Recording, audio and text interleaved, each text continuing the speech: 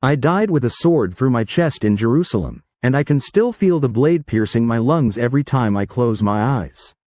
My name is Marcus Chen, I'm 34 years old, and I live in Portland, Oregon. I'm a software engineer, I drive a Prius, and I get my coffee from the same Starbucks every morning. Nothing about my life would suggest that I carry the memories of a brutal death that happened over 800 years ago. But I do, and what I'm about to tell you will challenge everything you thought you knew about life, death, and the soul's journey through time. This isn't a story I wanted to remember. These aren't memories I asked for. But they came to me anyway, piece by piece, nightmare by nightmare, until I couldn't deny the truth anymore. I lived before. I died before. And the man I was in that life met his end on blood-soaked stone in the Holy Land, fighting in a war one didn't understand, for a God I thought I served. Let me take you back to where it all started, not to 1187 AD, but to 6 months ago, when my carefully constructed modern life began to crack open and reveal something ancient underneath. It started with dreams, not the normal kind where you're late for work or your teeth fall out. These were different, vivid, visceral, real in a way that made waking life feel like the dream. I would find myself standing in places I'd never been, wearing clothes that didn't exist anymore, speaking languages I'd never learned but somehow understood perfectly. The first dream came on a Tuesday night in March. I'd had a long day at work, debugging code for an app that felt meaningless compared to what was about to unfold in my consciousness. I sat in meetings about meetings, talked about quarterly objectives, pretended to care about market penetration strategies. I came home exhausted, ordered Thai food I barely tasted, and fell asleep watching Netflix, my cat Pixel curled up on my chest. Normal, boring, safe. Then I opened my eyes, or I thought I did, and I wasn't in Portland anymore. I was standing on a ship. The smell hit me first. Salt water, unwashed bodies packed too close together, vomit sloshing in the bilge, and something else I couldn't identify but that made my stomach turn. The smell of men who knew they might die before reaching their destination. The ship was rocking violently, timbers creaking in protest against the Mediterranean swells, and I could hear men shouting in a language that sounded like French, Old French? I shouldn't have understood it, but I did. Every word was crystal clear, as if I'd spoken this language my entire life. Prepare yourselves, brothers. We make landfall at dawn. The Holy Land awaits. I looked down at my hands. They weren't my hands. They were calloused, scarred, larger than mine, with dirt permanently embedded under the nails. I was wearing a tunic, rough wool that scratched against skin that wasn't quite mine but somehow was. On my chest, a red cross, roughly stitched but proudly displayed. A Crusader's cross. I woke up gasping, my cat hissing and jumping off my chest, knocking over my water glass in the process. My hands were shaking. The dream had felt more real than my bedroom, more real than the wet spot spreading across my sheets. I could still smell that ship, still feel the roll of the waves, still hear that voice calling us to prepare. I told myself it was just stress. Maybe I'd watched too much History Channel. Maybe the Thai food had been bad. I tried to go back to sleep, but every time I closed my eyes, I was back on that ship. But the dreams kept coming. And they got worse, or more real, or both. Night after night, they got longer. More detailed, more impossible to dismiss as mere imagination. I began to piece together a life that wasn't mine but felt like it had always been mine, buried somewhere deep in my consciousness, waiting for the right moment to surface. His name was Guillaume. I don't know how I knew this. I just did. The same way you know your own name without having to think about it. Guillaume de Montfort, though I'm not entirely sure if that surname is accurate or something my modern mind invented to make sense of the memories. The memories themselves were fragmentary at first, like watching a movie with half the scenes missing, but gradually they began to connect into a coherent narrative. I was, a knight. Not a great knight, not some legendary warrior whose name appears in history books or epic poems. Just a man, a younger son of a minor noble family in what is now the Loire Valley in France. No inheritance coming, no land to call his own, no prospects except military service or the church. When the call came for the Third Crusade in 1189, It seemed like the answer to everything. Glory, purpose, salvation, adventure, and maybe, just maybe, land and title if I survived and distinguished myself in battle. In the dreams, I remembered the recruitment. The passionate speeches by priests in their finest vestments, standing in village squares and castle courtyards, speaking about reclaiming the Holy Land from the infidels. They painted pictures with words. Jerusalem desecrated by non-believers, pilgrims murdered on the roads, the tomb of Christ itself under the control of heathens. They promised that our sins would be forgiven, that we would walk where Christ walked, that we were doing God's work, that we were the chosen instruments of divine justice. I remembered believing every word with a fervor that my modern self found both foreign and frighteningly familiar. That absolute certainty, that conviction of rightness, that dangerous simplicity of seeing the world in black and white, good and evil, us and them. I remembered saying goodbye to my mother. She was older than I'd expected. She'd had me late in life, after several daughters. I was her last chance for a son, her unexpected blessing. She pressed a small wooden cross into my palm, her hands trembling with age and fear. It was crudely carved, probably by my father before he died, one of the few things I had from him. "Come back to me," she whispered, her voice breaking. "Promise me you'll come back." I promised I would. I was young, maybe 22, 23? And death seemed like something that happened to other people. Old people, weak people, unlucky people, not to me, not to someone blessed by God himself for this holy mission. I remembered my sisters crying. 3 of them, their names lost in the fog between lives, but I remember their faces. The youngest couldn't have been more than 7. She clung to my leg, begging me not to go. I peeled her off, handed her to my oldest sister, tried to look brave and noble. Inside, I was terrified. But I couldn't show it. A knight doesn't show fear. I remembered the journey, months of travel. The ship voyage I'd first dreamed about was part of a longer journey than I'd initially imagined. First, there was the overland trek to the Mediterranean port. Weeks of walking through France, sleeping in fields or begging shelter in monasteries, my new armor chafing against skin not yet hardened to it. Then the wait at the port for ships, weeks of uncertainty and dwindling money. Then finally, the voyage itself.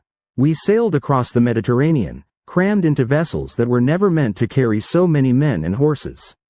The stench was indescribable. We stank of human waste and despair, of unwashed bodies and festering wounds from minor injuries that couldn't heal in those conditions. Men died of disease before we even reached the Holy Land. Dysentery, fevers, mysterious illnesses that struck without warning. I remembered stepping over bodies, trying not to think about how easily I could be next, trying not to breathe too deeply for fear of whatever sickness lingered in the air. I remembered the first time I saw a man dumped overboard. He'd been one of the loudest voices during recruitment, a barrel-chested man who'd sworn he would personally drive the infidels from Jerusalem. He died whimpering for his mother, soiling himself as the fever burned through him. They wrapped him in a sail weighted with stones and said a quick prayer before tipping him into the sea. The splash seemed too small for a man who'd been so large in life. I watched the bubbles rise and pop and wondered if that's all we amounted to in the end. A splash, some bubbles, then nothing. But nothing prepared me, prepared him, prepared us, for Palestine itself. The heat was overwhelming. This was a heat I'd never experienced in France, a heat that seemed to rise from the very ground and press down from the sky simultaneously, crushing you between earth and heaven. We wore chainmail and padding under the desert sun. It seemed like madness, and it was, but removing armor meant death if we encountered the enemy. Men collapsed daily. I saw strong warriors, men who'd seemed invincible on the ship, simply fall and never get up. The heat killed them as surely as any sword. Water was scarce and often contaminated. We learned to drink anything, no matter how it looked or tasted. I've never been so thirsty in my life, either life. It became an obsession, a constant background noise in every thought. Water. Where is the next water? How much do I have left? Should I drink now or save it? The landscape was beautiful and deadly. Golden hills that shimmered in the heat, ancient olive groves gnarled and twisted like something from a fever dream, cities older than anything we'd known in Europe rising from the desert like mirages.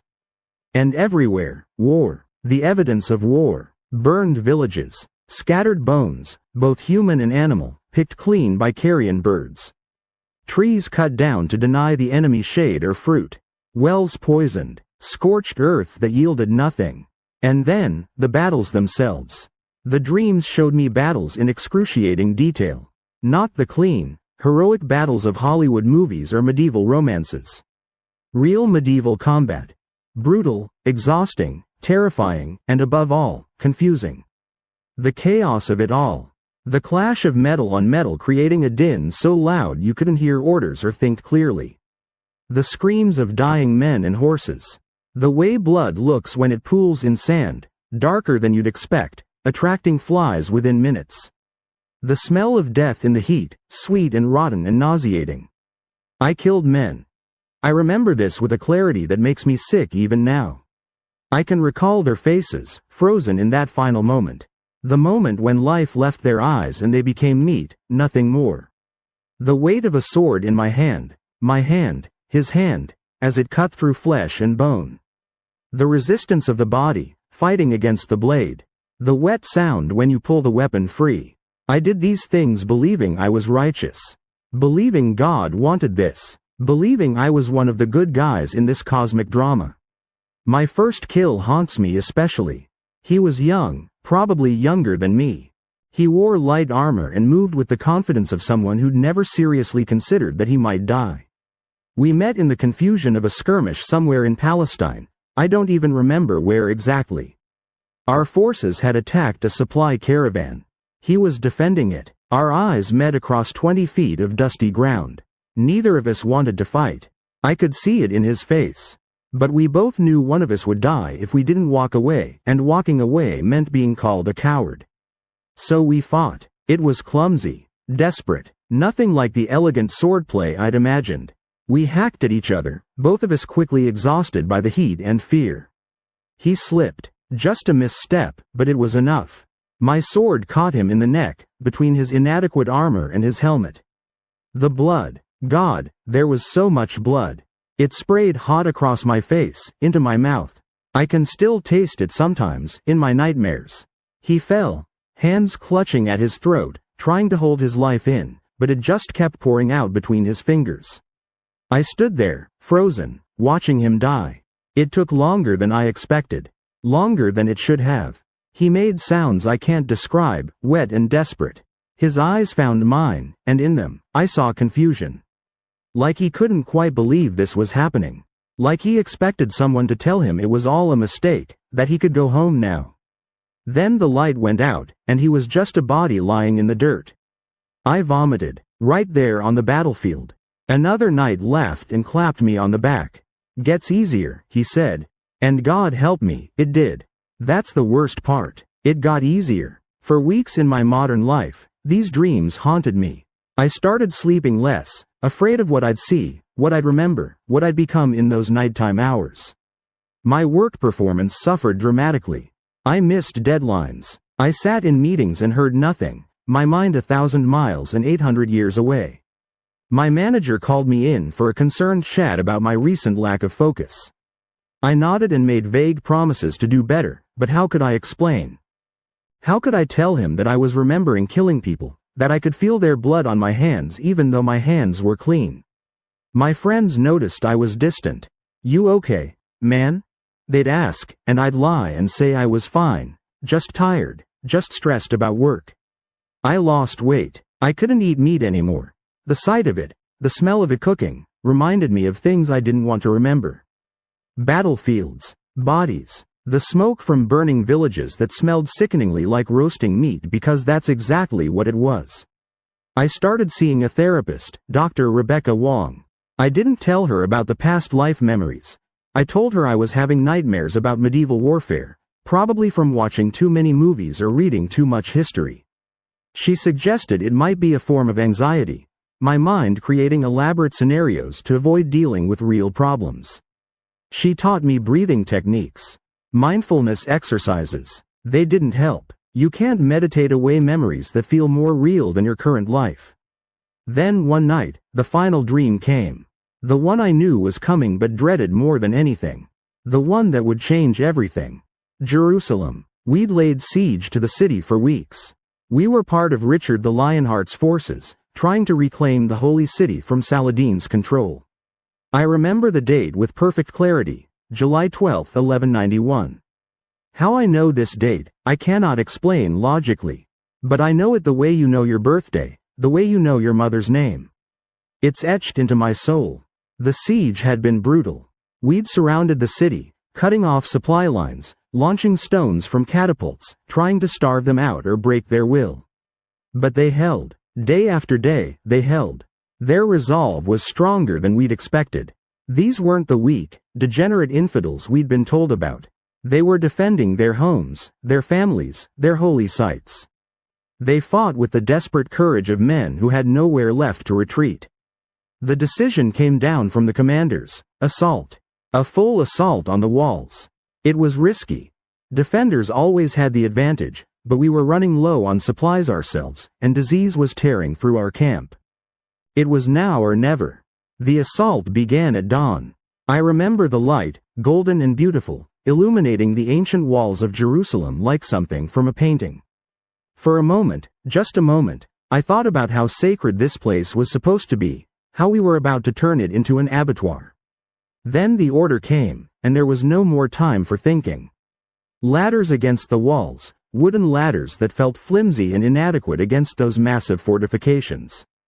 Boiling oil poured down on us, the screams of men as it found gaps in their armor. Men screaming, falling, the sickening thud of bodies hitting the ground from height. The smell of burning flesh, acrid smoke that made it hard to breathe. The crash of stone as catapults launched their payload, defenders counter catapults answering back. Arrows darkening the sky like locusts. Chaos. Pure, incomprehensible chaos. I climbed. I don't remember making the decision to climb, but I found myself on a ladder, other men above and below me. All of us moving toward the top of the wall where death waited. A man above me took an arrow in the eye and fell backward, knocking into me, nearly taking us both down. Somehow, I held on. Somehow, I kept climbing. I made it over the wall. I remember feeling almost surprised. I'd survived so much, maybe I really was blessed. Maybe God really was protecting me for some greater purpose. The streets of Jerusalem stretched out below, a maze of narrow passages and ancient stone. The city was more beautiful than I'd imagined, even in the midst of battle. I could see the golden dome gleaming in the morning light. The fighting on the walls was desperate. Hand-to-hand combat in confined spaces. No room for swordsmanship or technique, just brutal efficiency. Pushing men off the walls, stabbing, crushing, anything to create space to move forward. I fought like an animal, all my training forgotten, just survival instinct and desperate strength. Somehow, I made it into the city itself. I dropped down into a street, rolled, came up with my sword ready. My unit was scattered. I could see some of my companions on other sections of the wall, but the chaos of the assault had separated us. I was alone in enemy territory, in narrow streets I didn't know, filled with desperate defenders fighting for their homes. That's where it happened, in an alley so narrow that two men could barely walk abreast. I was trying to find my way to the rally point we designated before the assault, but the city was a labyrinth. I was in a narrow alley, stone walls pressing close on either side, worn smooth by centuries of feet. I could hear fighting echoing from all directions but couldn't tell which way to go, couldn't orient myself. The sounds bounced off the walls, came from everywhere and nowhere.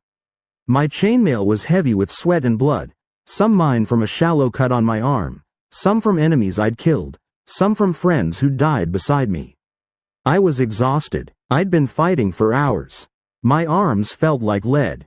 Every breath burned. Then I saw him, a Muslim warrior, probably around my age, maybe a year or two older. He wore lighter armor than mine, quilted cotton, some chain, but nothing like the full mail I carried. He moved faster because of it, fresher despite the hours of battle. Our eyes met across that narrow space, maybe 20 feet between us, and I saw something in his face I recognized: fear. Not the fear of combat. We'd both moved past that, but the deeper fear of dying here, today, so far from everything that mattered. He was as scared as I was. He didn't want to die any more than I did. Maybe he had a mother waiting at home too. Maybe he'd made promises he wanted to keep. But we both had swords, and in that narrow alley, there was only room for one of us to walk away. We fought. I can remember every movement, every breath, every heartbeat. The ring of steel on steel echoing off the close walls. The way my arms burned with exhaustion, muscles screaming in protest. I'd been fighting for hours already. So had he. We were both slowing, both making mistakes we wouldn't have made fresh. Fatigue makes you sloppy, and sloppy gets you killed. He was faster. My armor made me stronger but slower. We traded blows, neither able to land a decisive strike in the confined space. My breath came in ragged gasps. Sweat poured into my eyes, mixing with blood from a cut on my forehead I didn't remember getting. Then I slipped. My foot caught on loose stone, or maybe a body. There were bodies everywhere in that alley, caught in previous fighting. Just for a second, just a fraction of a second, I was off balance, my weight shifted wrong, my guard dropped. That was all he needed. I felt his blade punch through my chainmail on the right side of my chest. The mail was supposed to protect me, but his blade found a weak point, parted the links, slid through. Through the padded jacket underneath, quilted linen that offered no resistance. Into my chest. There was a moment of pressure, resistance, then a feeling of something giving way. Something important, something vital. The pain came a second later. White hot, all-consuming, worse than anything I'd ever imagined, and I'd imagined a lot of ways to die in the months of this campaign. It was a pain beyond describing, beyond enduring. I've broken bones in this life, in Marcus's life, a skateboarding accident when I was 16, and this was nothing like that. This was fundamental. This was my body understanding, at a cellular level, that it was dying. I fell backward, hit the stone hard, my helmet clanging against the ground. Above me, the sky was impossibly blue. So blue. Strange. The things you notice when you're dying. I'd never really looked at the sky before, not really, but now I couldn't look away. It was the most beautiful thing I'd ever seen. The warrior stood over me, and I expected him to finish it, to plunge his blade into my throat or my heart, to end it quickly. That would have been the merciful thing. But he didn't. He looked down at me, and I saw his face clearly for the first time. Young. A soft beard, dark eyes wide with shock and something else. Tears. He had tears in his eyes. He said something in Arabic. I didn't understand the words then, though I've since spent hours researching, learning, trying to understand what he said in those final moments. The best translation I've found is something like, God forgive us both, or, may God have mercy on both our souls. He wasn't celebrating. He wasn't triumphant. He was crying for me, for himself, for the waste of it all. Then he was gone, running. The battle was moving elsewhere, and he needed to survive. I don't blame him for leaving me. What else could he have done? I was already dead, just taking my time about it. I lay there in that alley, alone, bleeding out on Jerusalem's stone worn smooth by centuries of feet. I could feel my life pouring out of the wound in my chest with each heartbeat. The puddle of blood spreading beneath me felt warm at first, then cold. Each breath was harder than the last. Wet, gurgling. I knew I was drowning in my own blood, my punctured lung filling, stealing my air breath by breath. The sounds of battle faded. Or maybe my hearing was going. Everything seemed distant, muffled, like I was underwater. I thought about my mother. About the promise I'd made. About how she'd wait for me. Scan every group of returning Crusaders, hope kindling and dying with each unfamiliar face. She'd never know what happened to me. Never know where I fell. Never have a grave to visit. I'd died in a place I didn't belong, fighting people who had more right to be there than I did, all for a God who seemed very far away in that moment. I tried to pray. The words wouldn't come. My lips moved but no sound came out. Just blood. It bubbled from my mouth, iron-tasting and warm. The prayers we'd been taught, the Latin words that were supposed to protect us, save us, guarantee our place in heaven, they were gone. Or maybe they'd never been there at all. Maybe it had all been lies we told ourselves to justify the unjustifiable. I remember the exact moment I died. There was a sensation of falling, though I was already on the ground. Of letting go of something I'd been holding very tightly. The pain stopped, just stopped, like someone had flipped a switch. The blue sky above me seemed to expand, to swallow everything, to become everything. Then darkness. Then nothing. Then Portland, my apartment, my cat, my life, my modern, comfortable, safe life. I woke up from that dream screaming. Not just a shout or a gasp, but a raw, primal scream that came from somewhere deep inside, somewhere that had been holding this for 800 years. My neighbor pounded on the wall, yelling at me to shut up. I couldn't stop shaking for an hour. My sheets were soaked with sweat. Pixel wouldn't come near me, sensing something wrong, something broken. Because it wasn't just a dream. I knew it wasn't. Every detail was too perfect, too specific, too real. You don't dream in that kind of detail. You don't dream pain that precise, pain that specific. You don't dream death and remember the exact moment your heart stops beating, the exact sensation of your soul leaving your body. You don't dream in a language you've never studied and wake up understanding it. I called in sick to work. Spent the day researching the Third Crusade, the Siege of Jerusalem in 1191, Richard the Lionheart, Saladin. I found historical records that matched my memories with terrifying accuracy. Details I couldn't have known, shouldn't have known. The assault did happen on July 12, 1191. The exact date from my dream. The streets I remembered matched old maps of the city that I'd never seen before. Even small things. The types of armor both sides wore, the weapons they used, the siege tactics employed, all checked out with historical records. I found accounts written by crusaders who'd survived, descriptions that matched what I'd experienced. The heat, the disease, the brutal reality of medieval siege warfare. One account described the assault on Jerusalem's walls in terms that made my chest ache. Many good men fell that day, their names known only to God, their bodies left in the narrow streets where they fell, far from home and the mothers who bore them. I found a hypnotherapist who specialized in past life regression. Dr. Sarah Mitchell in Seattle, about a 3-hour drive from Portland.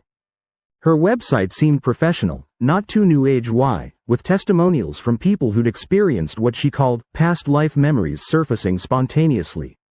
I was skeptical but desperate for answers, desperate to understand what was happening to me, desperate to make it stop or at least make sense of it. I drove up on a Saturday morning, told my friends I was going hiking. The session was in her office in a quiet neighborhood, a converted Victorian house with soft music playing in the waiting room. Dr. Mitchell was in her 50s, calm and professional, with an air of someone who'd seen it all and wasn't shocked by anything anymore. She asked me questions first. About the dreams, about my life, about whether I'd had any interest in medieval history before this started. I hadn't. I'd been a computer science major. My interests ran to science fiction and video games, not historical crusades. She made notes, nodded, asked follow-up questions that suggested she believed me, or at least didn't think I was crazy. Then she guided me into a deep meditative state. It wasn't like being hypnotized in the movies. I was aware the whole time, just deeply, profoundly relaxed. She asked me to go back to that life, to let the memories flow without resistance. Everything came flooding back, not in fragments like the dreams, but as a complete narrative, a whole life. I spoke in Old French. She recorded the whole session, had it translated later by a medievalist at the University of Washington. I described details of medieval life I'd never consciously studied, how chainmail was maintained, the technique of oiling it to prevent rust, storing it in barrels of sand to keep it clean. The exact prayers we said before battle, in Latin I'd never learned. The taste of the bread we ate, hard and often moldy. The songs we sang on the march, body verses about wine and women mixed with hymns to the Virgin. The way you learned to sleep in armor when necessary. The feeling of lice crawling in your hair, an itch you couldn't scratch properly in a helmet. The constant, gnawing hunger as supplies ran low. I described Guillaume's childhood, memories I hadn't even known I had. Growing up in a cold stone manor house, the youngest child, the only son. The pressure to prove myself. The way my father had looked at me with disappointment even as a boy, like I was already a failure for being small, for preferring books to swords. His death when I was 15, leaving me with a name but no inheritance, no future except what I could carve out myself. I described the alley in Jerusalem with such precision that Dr. Mitchell said later she could have drawn a map from my description. Every stone, the way the light fell, the smell of blood and dust and fear, the warrior who killed me. I even remembered details about him that I hadn't consciously recalled. A scar above his left eyebrow, the way his sword belt sat slightly crooked on his hips, the pattern woven into his cotton armor. I described the moment of death. And I cried, really cried, for the first time since the dreams started. Deep, racking sobs that came from somewhere beyond Marcus, beyond Guillaume, from whatever part of us continues through lives. Not just for my death, but for his life. For all the violence I'd committed thinking it was holy. For all the men who died in that stupid, brutal war. For the warrior who'd killed me and then cried about it. For the mothers on both sides who lost their sons. For the waste of it all. Dr. Mitchell let me cry. Brought me tissues. Waited until I could speak again. Then she said something that stayed with me, that I've thought about every day since. Past life memories often surface when we need to learn something. What do you think Guillaume's life is trying to teach you? I've spent the last 6 months thinking about that question. Actually, I think about it every day. I wake up thinking about it. I fall asleep thinking about it. What am I supposed to learn from remembering that I was a murderer? That I killed in the name of God? That I died believing I was righteous? I think about how certain I was that I was right. How convinced Guillaume was that God was on his side, that his enemies were evil, that violence in the name of faith was justified, even holy. The priests had told him so. The nobles had told him so. Everyone he trusted, everyone in authority, everyone who was supposed to know better, they all told him it was God's will. And he believed them. How could he not? He was young, uneducated, had never been more than 50 miles from his birthplace before the crusade. Of course he believed, and I think about how wrong he was. How wrong I was. How the man I killed probably felt the same certainty, the same righteousness. He was defending his home, his people, his faith. In his eyes, we were the invaders, the aggressors, the infidels.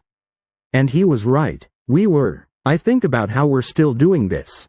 Still drawing lines and saying us versus them. Still killing people who believe different things, worship different gods, have different colored skin, speak different languages. Still convinced we're the heroes of our own stories, that our cause is just, that God, or history, or justice, or freedom, or whatever we call it, is on our side. The names change. The weapons get more sophisticated. But the fundamental pattern remains. Young men convinced they're doing the right thing, killing other young men who think they're doing the right thing, while old men who won't fight profit from their certainty and their sacrifice. Guillaume died believing he was a warrior for God, that his death meant something, that he'd earned his place in heaven. Marcus lives knowing he was a young fool who died in someone else's country, in someone else's city, fighting someone else's war. A pawn in games played by kings and priests who never had to hold a sword themselves. The memories are part of me now. I can't unknow them, can't unsee what I've seen, can't unfeel what I've felt. I wake up some mornings still feeling the weight of chainmail on my shoulders, the specific ache it creates across your back and shoulders after hours of wearing it. I see the faces of the men I killed. Sometimes I see them in crowds, in Portland, and I have to remind myself they're not the same people, couldn't be, that was 800 years ago. But the resemblance is enough to make my heart race, to make me taste metal in my mouth. I feel the blade in my chest. Phantom pain in a wound that healed 800 years ago. It's worst when I'm stressed or tired. A sharp, specific pain on the right side of my chest, exactly where the sword went in. I've had it checked out, X-rays, CT scans, the works. Doctors find nothing. Anxiety, they say. Stress. They prescribe pills I don't take because I know what it really is. But I also feel grateful. Grateful for this second chance. Grateful that I was wrong then so I can be better now. Grateful that I get to live in a time and place where I can choose peace instead of war, where I don't have to kill to survive, where my value isn't measured by my skill with a sword. I'm not religious anymore. How can I be, after remembering what I did in the name of religion? After remembering how easily religious faith can be twisted into justification for atrocity. But I am spiritual. I believe our souls continue, learn, grow, evolve through multiple lives. I believe we get chances to do better, to correct the mistakes of our past selves. I believe Guillaume's death wasn't meaningless. It was a lesson, a brutal, painful lesson that took 800 years to learn, but I'm learning it now. Violence in the name of faith is never holy. Certainty is dangerous. The people we're taught to fear are just people. Last month, I started volunteering with a refugee resettlement organization here in Portland.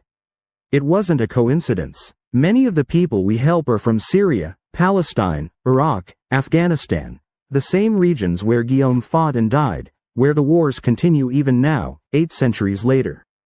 Different religions, different ideologies, same fundamental tragedy of young men killing each other while convinced they're right. I help them navigate American bureaucracy, find housing, learn English, apply for jobs.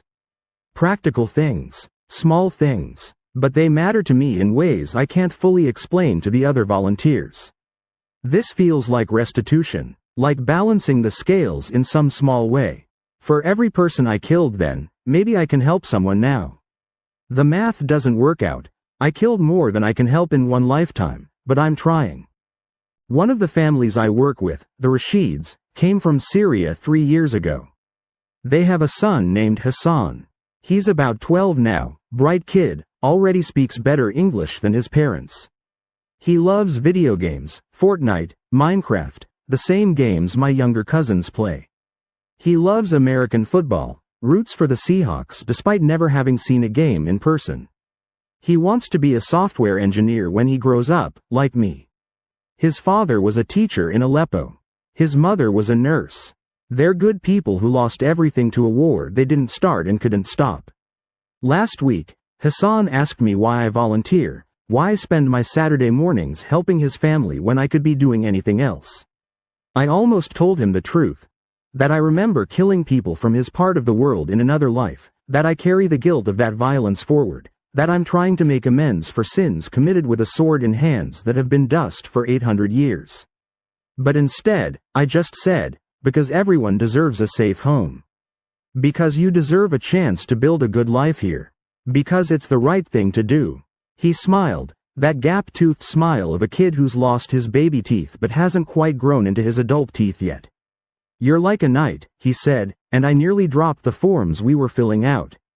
Helping people, protecting them, that's what knights do, right? I laughed, but inside I felt something break open.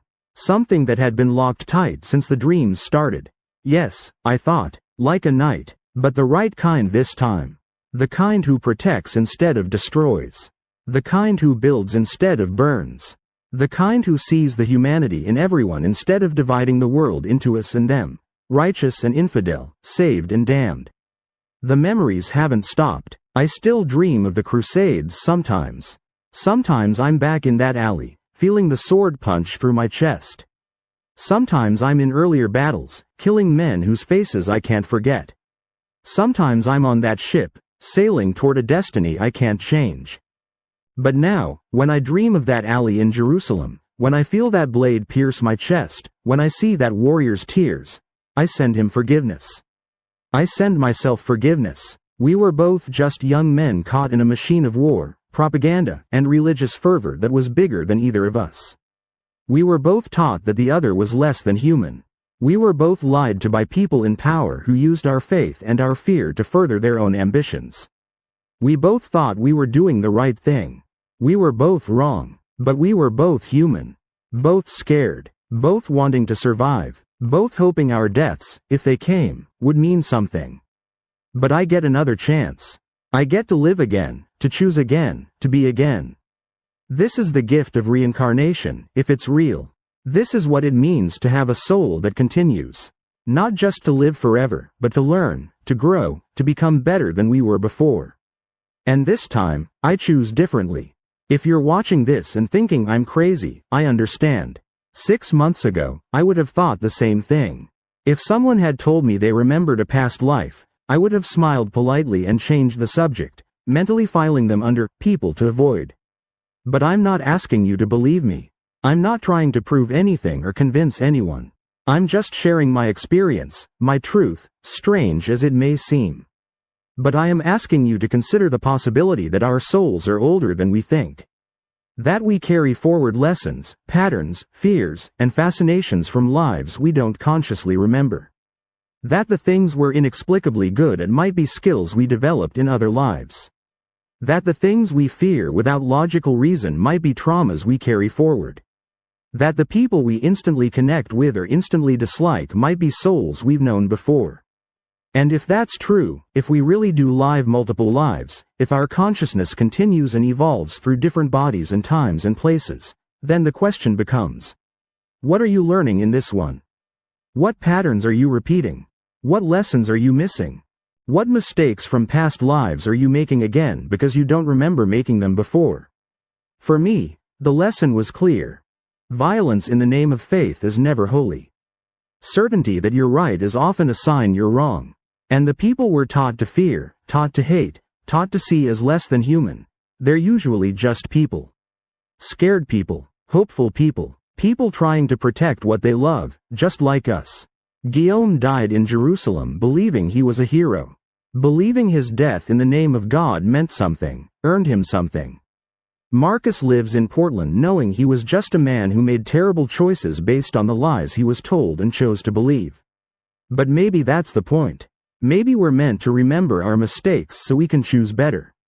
Maybe that's what growth is, not just learning new things, but unlearning old patterns, old certainties, old hatreds. I still feel the sword sometimes. Phantom pain in a wound that healed 800 years ago. But I'm learning to live with it, to let it remind me of what happens when we dehumanize others. When we convince ourselves that our cause justifies any means. When we follow leaders who send us to kill and die for their ambitions while calling it God's will or manifest destiny or spreading democracy or whatever lie makes it palatable. I'm learning to let it make me kinder. More skeptical of certainty. More questioning of authority. More willing to see the humanity in everyone, even, especially, in those I'm told are my enemies. If you've ever had dreams that feel too real, memories of places you've never been, unexplained fears or fascinations, skills you can't account for, maybe consider that they're not random. Maybe they're your soul trying to teach you something. Maybe they're echoes of who you've been before, lessons you're meant to learn. Listen to those whispers from the past. Don't dismiss them as imagination or coincidence. Explore them, learn from them, let them make you better than you were, better than you've been. Because in the end, whether you believe in reincarnation or not, the question is the same. Who do you want to be in this life? What legacy do you want to leave? What would you want to remember if you had to live with your choices for lifetimes to come? Guillaume's legacy was blood on Jerusalem stone and a mother who never stopped waiting for her son to come home, who died not knowing what happened to him, who was buried holding that crude wooden cross she'd given him, hoping somehow he'd find his way back. Marcus's legacy, my legacy, is still being written. Every day is a choice. Every interaction is a chance to be better. Every moment is an opportunity to choose love over hate, understanding over certainty, peace over war. And this time, I'm choosing differently. This time, I'm choosing better. This time, I'm getting it right. Or at least, I'm trying. And maybe that's all any of us can do. Try to be a little better than we were before, to learn from our mistakes even if those mistakes happened in lives we don't consciously remember, to carry forward the lessons instead of the patterns. Thank you for listening to my story. For staying with me through this long, strange journey from a Portland apartment to a Jerusalem alley and back again across 800 years. Whether you believe it or not, whether you think I'm experiencing genuine past life memories or some elaborate psychological phenomenon, I hope it makes you think. About who you are, about who you've been, about who you want to become. And if you see the world differently now, if you question your certainties just a little bit, if you look at the people you've been taught to fear and see yourself in their eyes, then maybe Guillaume's death, all those deaths, all that suffering and waste, won't have been completely meaningless. Maybe it can still teach something, still change something, still matter in some small way. We can learn, we can grow, we can choose better, one life at a time, one choice at a time, one act of kindness at a time. If this story resonated with you, please share it. Not because I need views or subscribers, though those help the channel continue, but because I believe these conversations matter. I believe remembering our shared humanity across time, across cultures, across the artificial lines we draw between us and them, that matters more than ever in our divided world. Leave a comment below. Tell me about your unexplained memories, your vivid dreams, your sense that you've lived before. Tell me about the lessons you think you're meant to learn in this life. Let's start a conversation about what our souls are trying to teach us, about how we can break the cycles of violence and hatred that repeat through history. And remember, whoever you were, whatever you did in past lives or even earlier in this one, this moment is a new chance. This breath, this heartbeat, this choice, choose wisely, choose love, choose understanding, choose better, because you never know. You might be reading this same advice to yourself in another 800 years, in another body, in another life, remembering who you were today as Marcus reads and remembers Guillaume. Hoping you made the right choices. Hoping you learned the lessons. Hoping you were brave enough to change. Make it a life worth remembering. Make it a life you'd be proud to recall in another lifetime. Make it count. Thank you.